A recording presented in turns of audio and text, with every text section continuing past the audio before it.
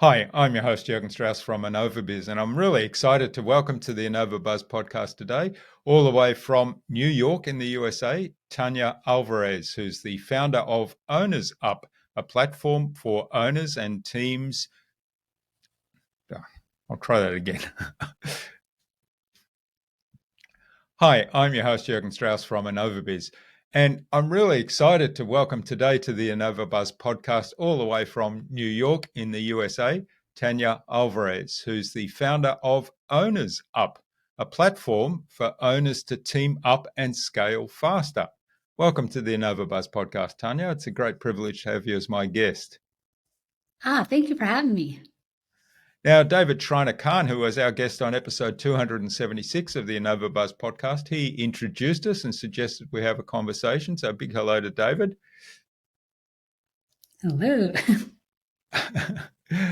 Now, Tanya, you started your first company when you were still very young. You're still very young now, of course, but you started your first company at age 25, Blink Ads, and you sold that in 2012. After that, you then founded Bootstrap, sold and invested companies over the course of your career. And currently you're on a mission to improve the success rate of small businesses. So I'm really keen to dig into all of that with you today. But before we dig into all those topics, tell me, what's the impact you're making in the world today? The impact is really helping people die with memories instead of dying with dreams. I love that. Die with memories instead of dying with dreams. So take action, in other words. And not have it one day, someday. So, really helping people move forward and achieve those goals that they didn't see feasible, or those projects or side projects that they never thought. So, a little encouragement, Yeah, a little group, and you're on your ways. excellent. So I'm guessing that's kind of the philosophy behind OwnersUp. So tell us a little bit more about how that got started and what exactly it is. So my first company, like you said, was Blink Ads. I started it at 25. I grew it over 1 million within the first year. From the outside, it's kind of like a duck. The duck looks very calm in the water, but Yeah. under it's like. Yeah. So here I was. I didn't have anybody like my age. It was back in the day when it wasn't even Facebook was around at that time, I don't believe. So there wasn't many resources out there. It's like I'm my age myself. It's like MySpace was around. And there was not, and still is, unfortunately, not that many women who are actually making over 1 million. It's like less than, I think, 6%. And then if you even go with my ethnicity, it's even smaller than that, right? So here I was trying to figure it all out, because that's what I thought you had to do as a business owner. You had to be confident, a leader, and just figure it all out. And so when I did hit that 1 million within the first year, I was really stressed and overwhelmed. I got everything, the productivity systems, but there's so many questions that I couldn't figure out. And here I was, now kind of like they always say that when you move forward after I sold my company and everything, and I'm running, I'm thinking my next project, and I was like, wow, I really wish like I had a team of people. And this is interesting because throughout like high school, I was a collegiate runner, I was varsity co-captain of teams.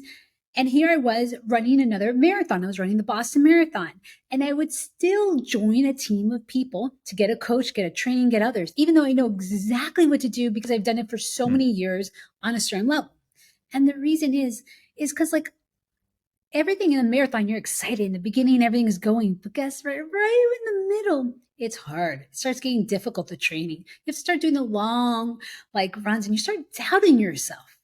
But when you have other people, you can start seeing all that and like getting like motivated, keeping the momentum going. And then you have a coach that's saying like, oh, you haven't been sleeping so well, or maybe you're eating this, or you got to do this interval. And it's all these blind spots that you don't even Mm. see because you're so focused. And I was like, why don't freaking entrepreneurs have this? And sure, there's groups and stuff, but they don't take it from the qualitative and quantitative data. So what I mean by that is like any endurance athlete, there's Strava now, where you write down actually like how you felt that day, what you ate, whatever information you Mm. have. And then you take that data and you start understanding, you're like, oh man, every time I like run or ride around this time, it's actually some of my like terrible like times. And then you start realizing, oh, it's probably because you just finished eating, or it's the time of the day or the weather, but you have all this data. And once you Yeah. share it with other people, people can help you see those blind spots too. So if you have other team people who are going the same goal as you, like maybe it's completing a marathon, in this case, business owners, it's like having a profitable business, right? Then it's able, you can grow faster and not have all that weight on your shoulders. So, in a Yeah. nutshell, I just created what I've done for many years, and I wish I had. And I took like what people have done in sports and took it to the entrepreneur world. Yeah, yeah, I love that metaphor of the sports, and it's interesting because I know I'm getting back into bike riding seriously now, and I found that um, well, during the pandemic, I kind of relaxed, and the key thing was there with lockdowns and so on, we were limited to where we could ride and who we could ride with, and it ultimately there were times when basically you could only ride with somebody who was in your household. And because my wife isn't a bike rider, that meant I was riding alone. And so it was one of those situations where, it's a bit cold today, or the wind's a bit up today. I think I'll just leave it. And so my fitness just dropped off. And now getting back into it, I realized that the discipline of getting up at a certain time, meeting the other riders at a certain time, and then going out is kind of what a key part of what helps me going. I mean, I really love going out riding. I really love doing it. But the moment there's something like, oh, I feel a bit tired today, I think I'll just skip today. It's that almost accountability. And also you mentioned the encouragement and so on that goes with all that keeps me going. So why do you think, and I know I tend to try to figure stuff out on my own in business, why do you think it is that we have this tendency in business, on the one hand, to try to do it ourselves, whereas on the other hand, in our personal lives, in sports, or there are other examples like that, everybody probably realizes that it's better to do things together and have a support group around you. Actually, I feel like most people don't have a support group. And there was a study, I just heard it on the news the other day. It was like on an NPR, where it says that more and more people don't have people to share what their issues are. So, and like, unless like, let's say you're in cycling and you didn't have another friend who cycles, you'd be cycling by yourself. Hmm. Right. And so more and more people are having that. But as an entrepreneur, you just figure out you're the only one dealing with that. And the first thing I've noticed is like when someone joins OwnersUp and they hear that somebody else is having a similar challenge, it's almost a sign of relief. And then the great thing is actually seeing another member, seeing that they went through this challenge and like literally a month later, they like overachieved it, like they achieved it and now they're past it. It reminds them that this is just, it feels like it's a real big dip, but it's not. It's just a small little dip and you're going to go right back up. But when you're by yourself, you're just like, I don't know, like you come up with all Hmm. this like noise in your head. Like even now, so I had two babies in how many years? It was like 22 months apart, and they're both C-sections. And fitness is my happy place. This is how I relieve stress, everything, right? Now I was having a little trouble getting back into my workout, similar to you. And I was like, oh no. So I know what to do, but now my emotions and feelings are getting in the way. So I immediately, just like my husband, who's a cyclist, was like, "Come with me to gym." So I was like, "All right." So he got me going. Then I remembered how awesome I feel, how my mind is cleared. And then the second thing I did was I signed up for like classes, and it had to be a small, intimate class. So when I didn't show up, people were like, "Oh, what happened to you?" And now I'm back into my fitness track. But I Hmm. will say, before like I noticed what I was doing, I had the apps. I was like, oh, I'll work out myself. Yeah, you know what? I had a lot of excuses in my head. And I had all these like information. I paid for annual stuff and I still wasn't doing it. So I could Hmm. have suffered and forced myself. And then it could have been like, oh, another day you didn't work out, or like, oh, my goal is only to have 2 weeks. Or I can actually grow with other people and do it. So that's what I've learned. And I think that more and more people are reaching out and doing things, you know, Mm. or they're not even realizing that with other people, you actually will go farther. So, for example, like, have you ever done squats? And then, like, after it starts burning, you're like, oh, I'm done. But when you do it with other Yeah, people, yeah, you're like, oh, okay, I think I could yeah, do 10 more. I'm with them. So, yeah, it's when you do it with other people, you go farther. So, why yeah. do anything alone? Yeah, it's like my Pilates class that I'm doing at the moment, and the trainer will say, if you want to challenge yourself, then do this: add the weights, or add an extra spring, or whatever she might issue as a challenge. And of course, the natural tendency is, oh no, I think I'm good with this. And then you Yeah. look around and you see see the people around you using the weights or something like that, and so, oh, okay, I better do the challenge. You're like, okay, I can do the Yeah, weights now yeah, too. yeah, yeah. Or holding that plank, like, oh, Mm, we're just going to do 50 seconds longer. And you're just like, what? And then you see everyone else. You're like, okay, I could do it. And you hold that plank. yeah, yeah, yeah. One of the things I really like about your use of the sports metaphor is that a lot of people bring in the sports metaphor and they quote somebody like, was it, I can't remember who said, Michael Jordan, I think, said this, you miss 100% of the shots you don't take. And so they quote somebody famous like this. And of course, that's quite insightful.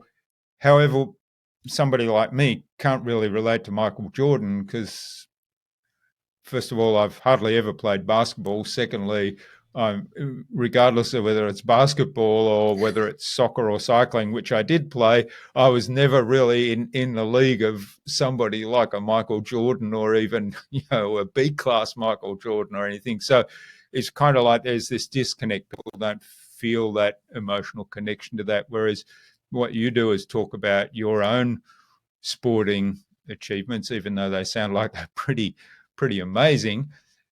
However, you relate it to everyday people. So whatever sports people do and relate that to them. So to talk to me a little bit about how that is different to quoting famous sports people or telling a story about somebody that kind of had a tough upbringing and then ended up being a sports star and very successful. Yeah, it's actually interesting because, like, I wonder, since you're an endurance athlete, you get it, but I wonder if people who are not endurance athletes, do they Mm, understand it? But I think the biggest thing is, like, everyone has always tried to go on a run, right? So mm, it's kind of like, in business, people say, "Oh, what's your revenue goal? Figure out your key performance indicator, right? Like the KPIs." But sometimes it's a data that people don't even think of. So, for example, in my fitness journey, if I was just looking at my scale, I would have quit. It wouldn't. It's not moving. But what people don't realize is, I realize I know I'm getting stronger because of the weights. I realize that muscle weighs more than fat, so I'm getting all my muscle back. And mm, then I know that it has a certain point where you just drop, right? If you're consistent with your diet, there's a lot of other stuff. But most people, when they go for that run, they're like, they don't realize, oh, are you running farther? Are you running faster? They're just thinking, mm, oh, am I losing weight? The people who decide to go on it, most, I would say, majority start running because maybe they want to lose weight. They haven't gone into the sport aspect of it. So I think that's where it's relatable because everyone has gone for a run or for a bike ride and maybe quit because that metric that they were looking for wasn't good, going, reaching as fast as they wanted. But they didn't mm. realize that, no, there's other metrics that are super important that they should be looking Yeah. at. Yeah, that's a really good point. And as you were explaining that, I thought one of the metrics that I'm certainly paying a lot more attention to now in getting back into my bike riding journey is an intangible metric, and it's basically how I'm feeling. So you Yeah. mentioned earlier, after you work out, you feel so much better, you feel mental clarity, you feel good in your body. So I'm noticing that a lot more when I've had a good bike ride or a good workout in the gym. On top of that, I'm also seeing I'm going a little bit faster on the bike, or I'm pushing harder weights or bigger springs on Pilates. And I'm realizing I can do this. This feels easier than what it felt like last time, even though I'm pushing harder or going faster or pressing bigger weights. So can we translate that somehow into business? Some of those intangible things that perhaps we ignore, how can we sort of become more aware of those? Because they're clearly things that are indicators of progress for my fitness journey. Yeah, it's a great question. It's one that one of the biggest things that people, business owners should do, but they're not because it's one more thing or like they don't have time. It's really actually taking the time and reflecting and then prioritizing the next day. Hmm. So it's literally what I call a wrap. So a wrap is reflect, assess, and prioritize. And one of those things is like kind of realizing like, yeah, I got so much done today and I feel great. Or wow, like there's this one coaching call I have, and it's one of my coaches, and like he's great, he's amazing, but after those 2 hours, I am brain dead. And if I didn't know that, maybe I would start saying, oh, this day was terrible. But what was happening was I was stacking my day with more important, hard things right after the call. Yeah, yeah. And then like ending the call and then being exhausted that day and not realizing why. So it's kind of really understanding like what the data is. And also like 2 weeks ago, like some mornings, everyone doesn't like wake up happy and like, woohoo, I'm gonna tackle a day, right? Like you gotta know your hacks. And so I was kind of feeling like there was like this like feeling. I don't know if it was an inner critic or whatever it was. And then I went to go work out and everything felt better. Like I was just like Hmm. motivated, clear, and everything. So you are right. Those are the stats that you need. And if business owners actually figure it out, like, and they reflect and they said, this task, I really feel excited. This is when I'm more energized. They would set up their day that way. And one of the biggest things that entrepreneurs deal with is time management and focus. Those two things. And in this world of like constant distractions, email, people pinging you, you feeling like a firefighter and you realize like you're kind of annoyed you're a firefighter in a sense in your business, but it also kind of makes you feel cool that like you can solve all these things. So Yeah, then yeah. like I've had entrepreneurs where they're working crazy hours, they're the firefighter, then they start building a team and then they realize, oh wow, my team can run with like the company can run without me. Now Hmm. they're like, what do I do? I'm like, well, now you get to work on your business and strategize, but it's more of an ego scenario. So, all that being said, reflection is a key. You'll start seeing patterns. And the great thing about this is when you do it with a group, somebody else will actually be like, Hmm. hey, remember this? This is a day. Because sometimes, like these crazy achievements we have as entrepreneurs, we look at the gap, like what's missing. Like, oh, yeah, I just achieved that. Now what's next? But when you have other people reminding you of what you overcame and what you succeeded, you're like, yeah, that was. Yeah, this problem is not that bad compared to that one. So, all of those things, it's super important. And reflection is a key on that. Hmm. Yeah, that's I love that, the idea of reflection, and certainly the example I gave of some of the things that I'm noticing now, that certainly does happen in reflection. And I like that you pointed out, because I was going to ask, how does community help with that? So I like that you pointed out other people will often see things that you ignore, and particularly those positive things, those achievements, because we tend to, when we do the reflection, the danger is, right, we sort of say, oh, I wasn't as fast on that ride as I was last week. Whereas if I look at, if I sort of assess how I feel, well, I feel really as though that Feel was great sort of now, right? a walk in the park, whereas last week I was exhausted at the end, right? So that's we tend to focus, and it's the same in business. We tend to focus on what that didn't work too well, rather than, well, actually, here's some really great outcomes that we've achieved from this project. We go straight to the what didn't work well, whereas the community can kind of turn that around and say, well, wait a minute, before you sort of jump on these things that perhaps next time you can do better, think of all these things that were wonderful achievements. It's super important to do. And it's fascinating. We have one entrepreneur that he was working 50 plus hours. And I was like, hey, like in the next 90 days, what do you want to achieve? And he was like, I don't know. And he goes, I am so burnt out, like time, I can't even get everything done. And I was like, do you want to increase your revenue? He goes, I can't even handle more clients. I was like, all right. So if you were working 30 hours a week, would that work? And he was like, no, that's a dream. It almost seemed impossible to him because he Hmm. was always looking at all the stuff that's not working. Right. And now he's actually taking a day off, like hours, like he has a whole team, everything. And guess what? He's still finding things. So I have him doing an exercise where I'm like, okay, you got to report to me every single day, one positive thing. And the Hmm. interesting about that is like when you have that accountability as somebody else, you're actually going to do it. And second, it gets your brain to start thinking and looking for opportunities. It's kind of like if I told you, hey, there's not that many orange cars around. Now you're Yeah. going to see orange cars everywhere. So what we're trying to do is not have you not look at all the negative, but actually look at all the positive opportunities. Hmm. Yeah, I love that. And my business coach, when she was still running her breakfast series, so we'd it sounds a little bit like the Owners Up philosophy. So she'd have a group get together for breakfast once a month to kind of work together on our businesses. And the first thing she'd do is, okay, what was awesome this week? So it was, and nobody was let off the hook. So often people would turn up and say, well, it was a pretty tough month. Or what was awesome this month? So it was a pretty tough month. So nothing really.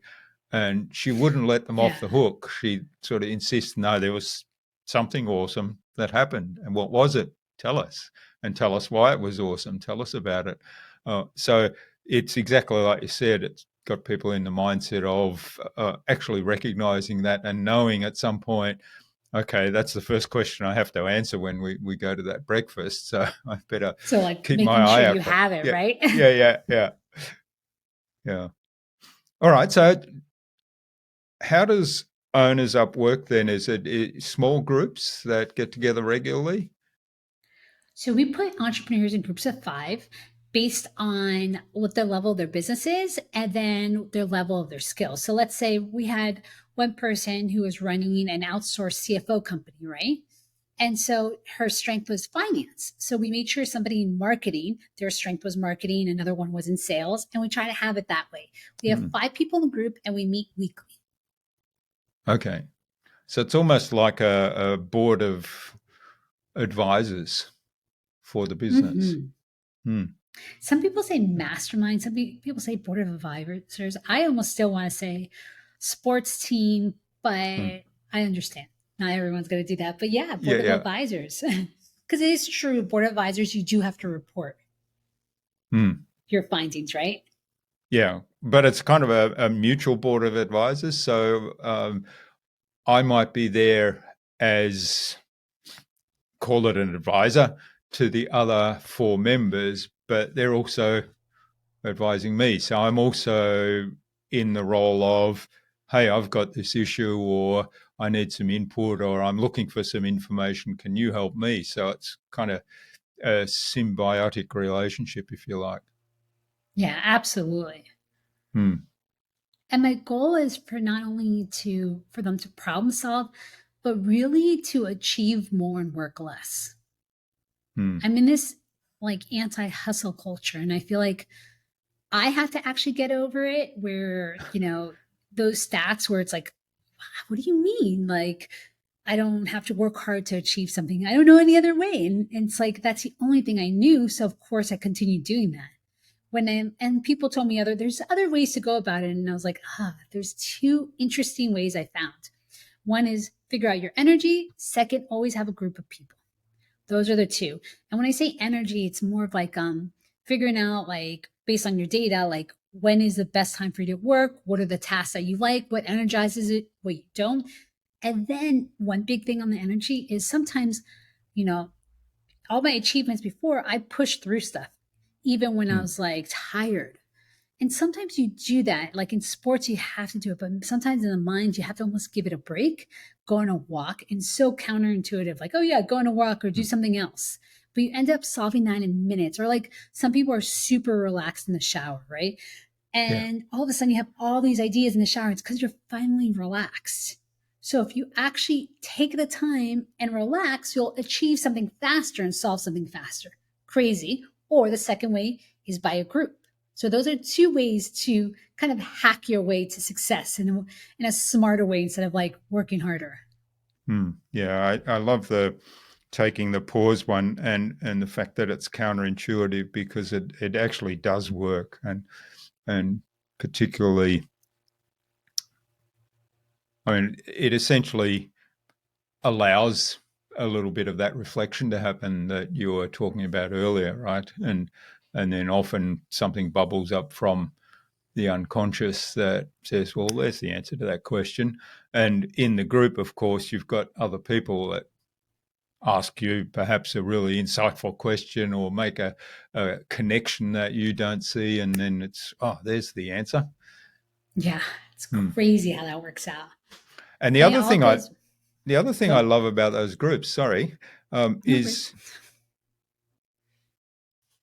when somebody presents a problem or an issue or asks for advice, and I find myself in that group then saying, "Oh, I can comment on that, or I can give you some advice on that, or here's how I would approach this problem," and then I often reflect back and think, well, I'm actually not doing that. I know that's the answer, but I'm actually not doing that myself. So there's an element of learning from advising others, and that I should take my own medicine here as well because that'll help me.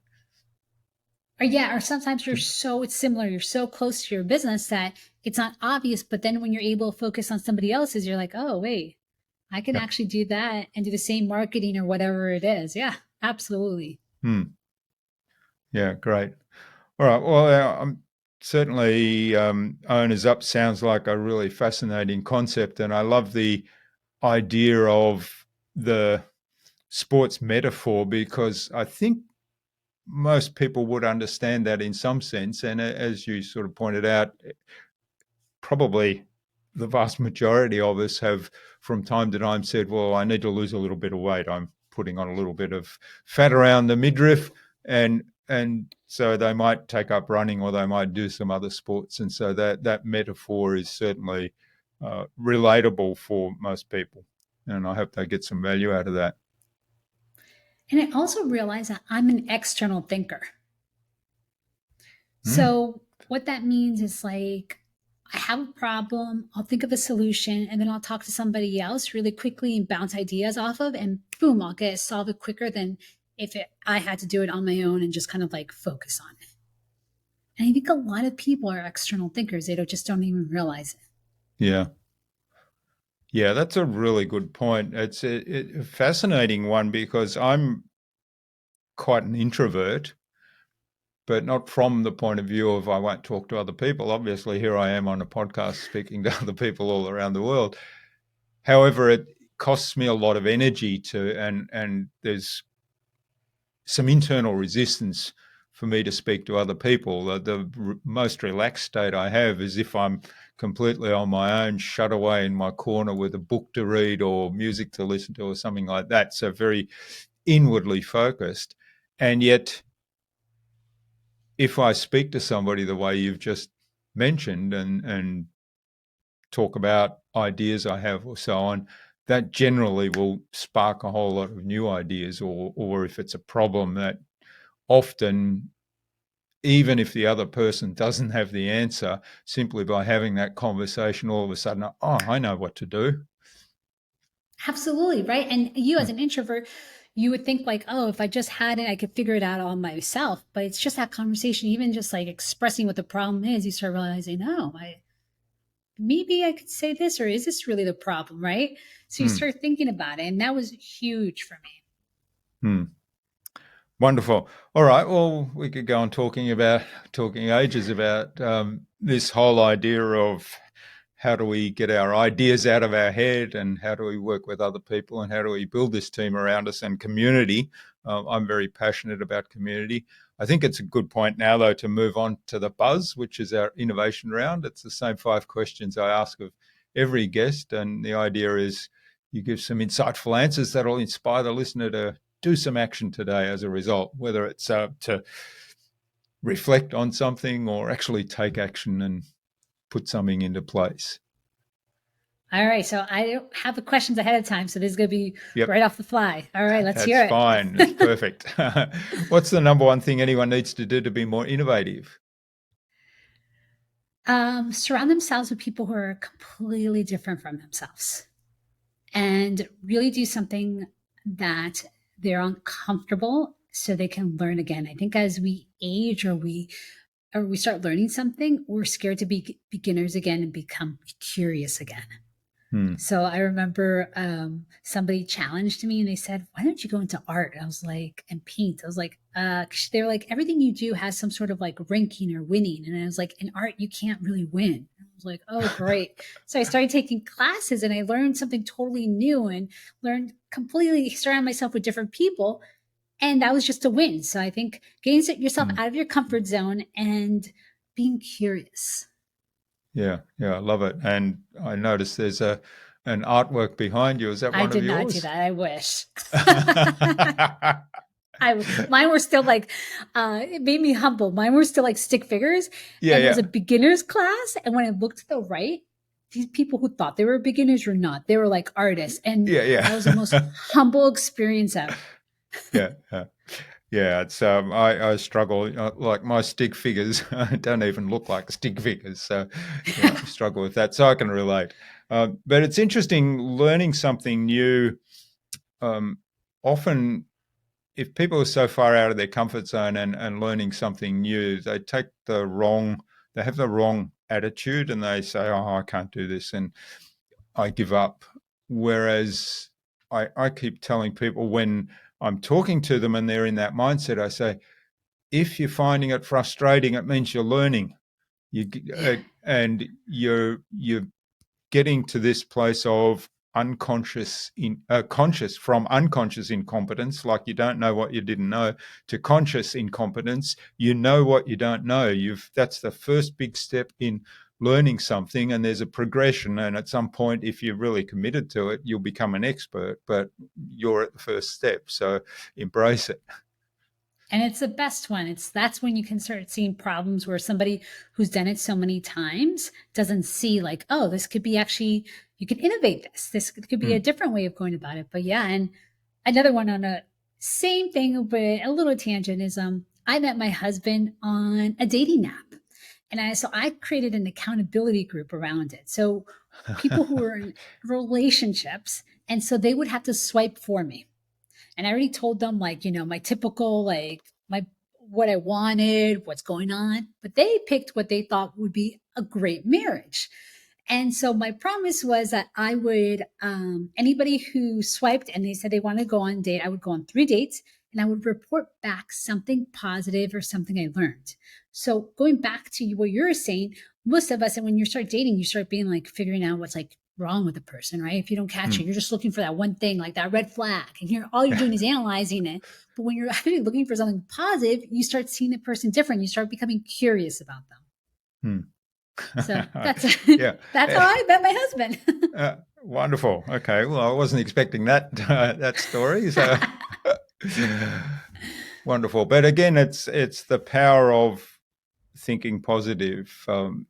Because not everything's perfect. Well, nothing's perfect, is it? So looking for the positives helps us actually see those around us rather than ignore the positive things and are doing business as usual, right? Yeah. All right. Now, what's the best thing you've done to develop new ideas?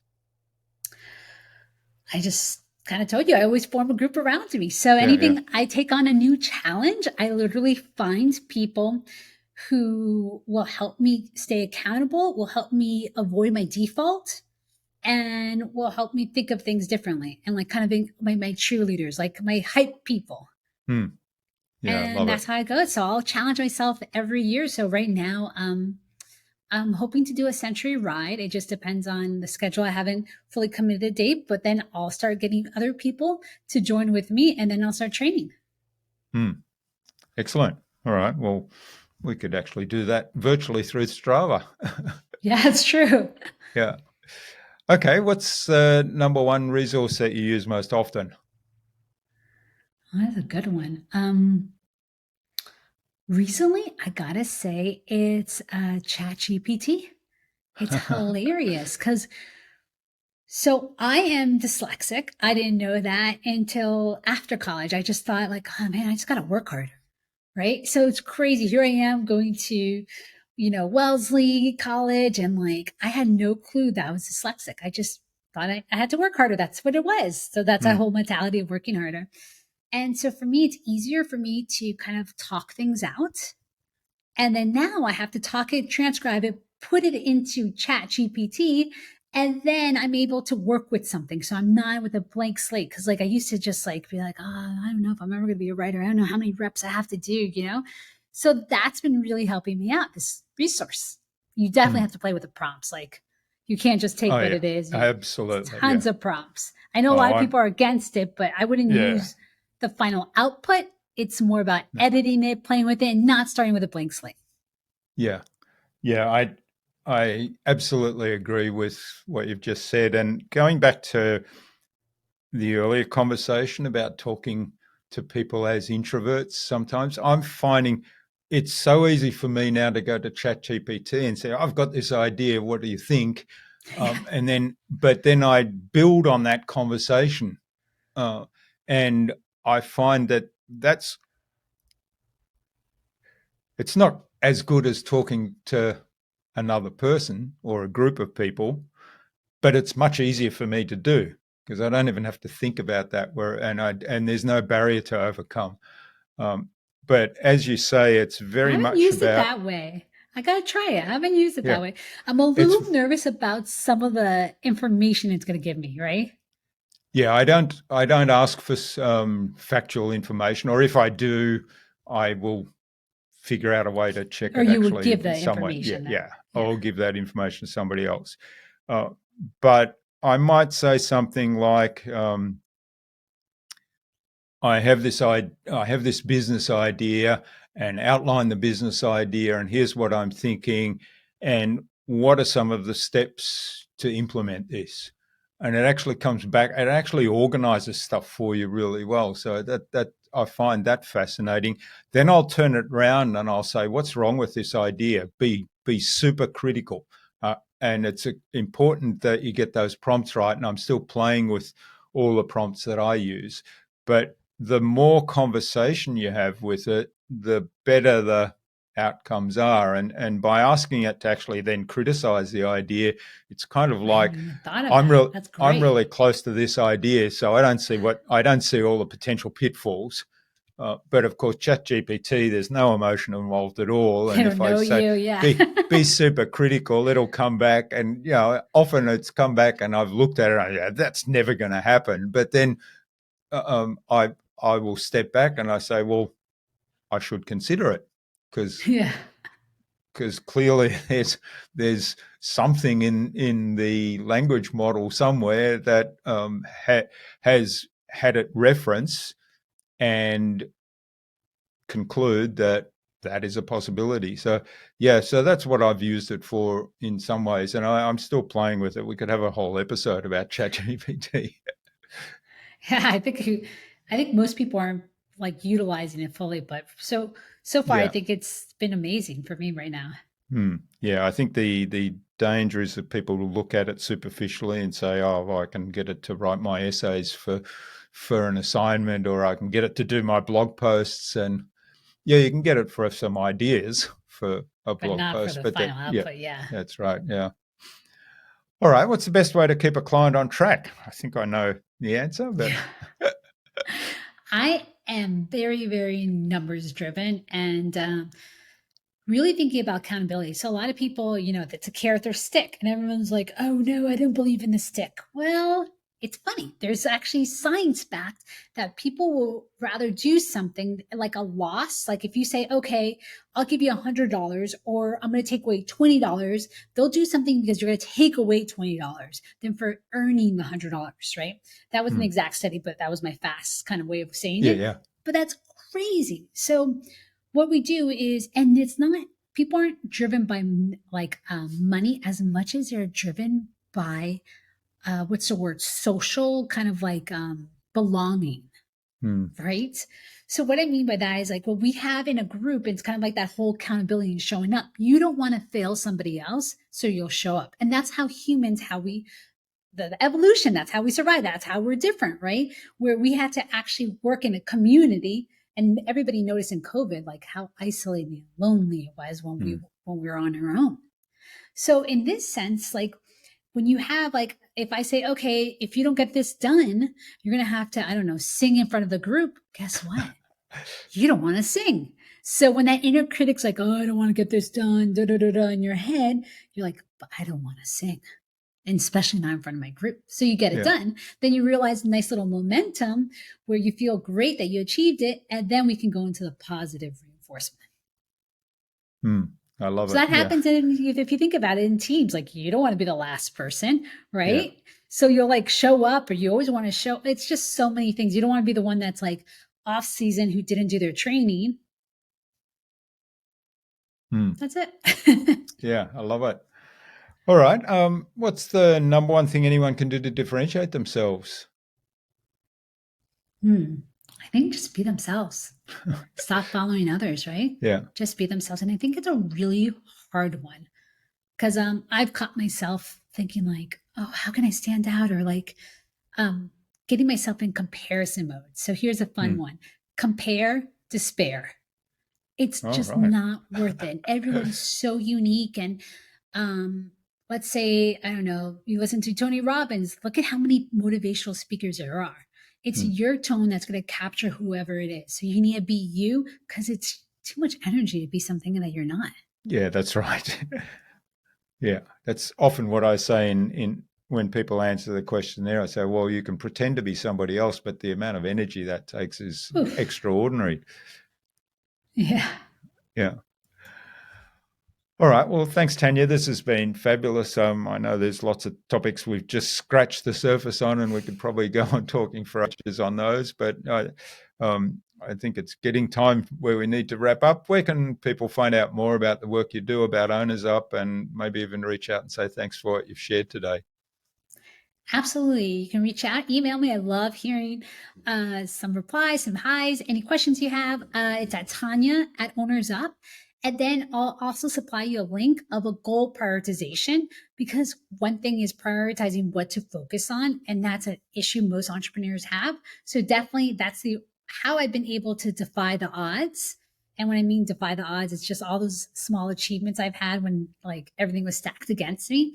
And it was really, the trick was prioritization. Excellent. All right. Well, we'll have a link to your website there where people can find that goal prioritization sheet. Now, what action would you like our listener to take out of today's conversation, Tanya? It's a great one. Just go into action.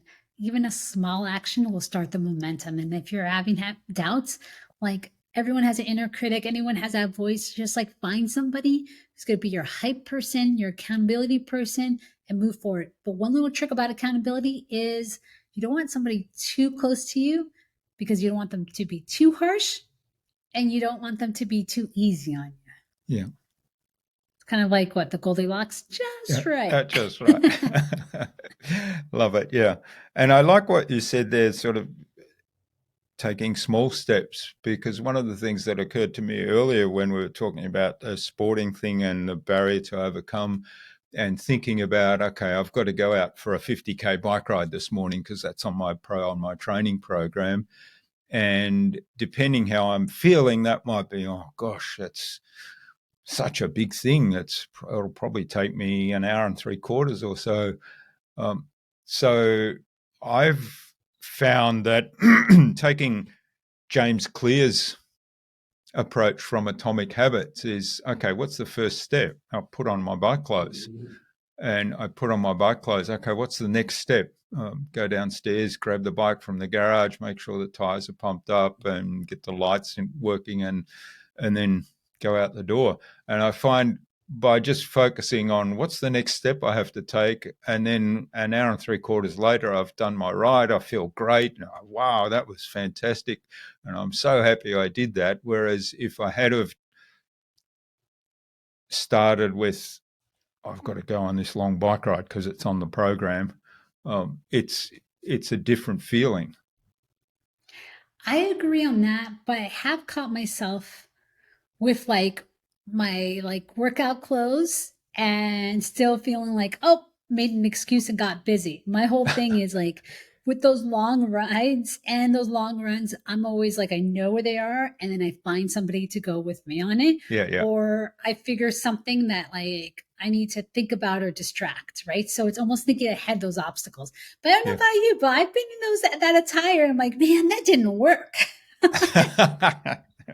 Well, yeah, it's next step. But you're right. Yeah.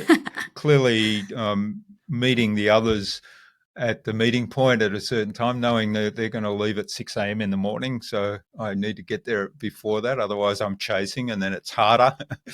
Yeah, So, but I yeah, did tell one on myself that there are some times where I was like, no matter how motivated and disciplined you are, you kind of know yourself and you can justify, oh, I'm just too busy, or the weather, or maybe I was hmm, dehydrated and I can't go on this ride, whatever it is. yeah. Fabulous. All right. Well, thanks, Tanya. This has been absolutely fabulous. I've really enjoyed the conversation and all the best for the future. And please stay in touch and maybe we'll connect on Strava and hold each other accountable to that century ride. So you're talking miles, right? When you say century. Yes. Yeah, that's okay. That's a big one. So that'll be a challenge for me too. I just got to figure out the month.